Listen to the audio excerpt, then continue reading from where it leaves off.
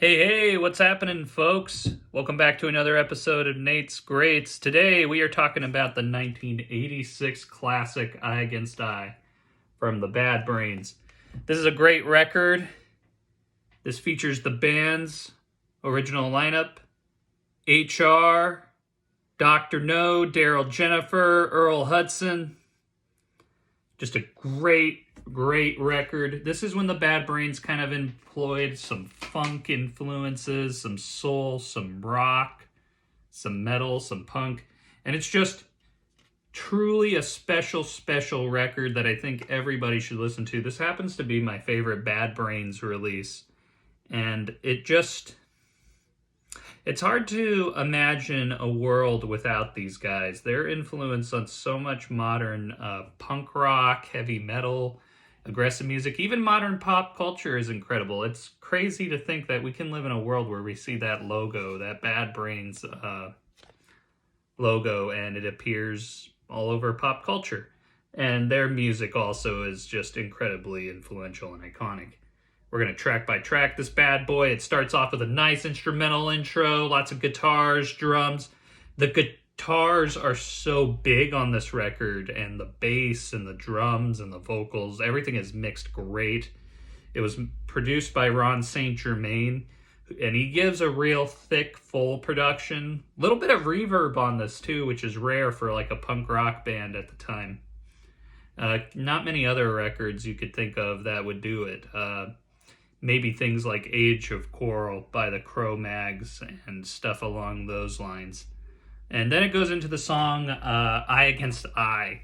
And to me, the title track of this gem of a record. It's a fantastic song, has a lot of groove, a lot of style, good slow, then speeds up, freight trains along through the rest of the song.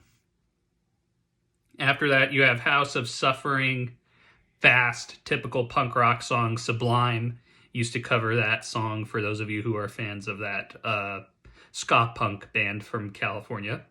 After that, you have Reignition, which is this slow, heavy song. The bass is ridiculous and thumping on this, and the drums.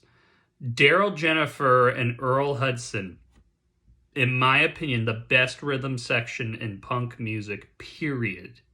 Ridiculously awesome. After that, you have Secret 77. Slow song, kind of funky. You hear little bits of slap bass in there, a little bit of groove. The guitars are even a little bit spacious. It's really cool.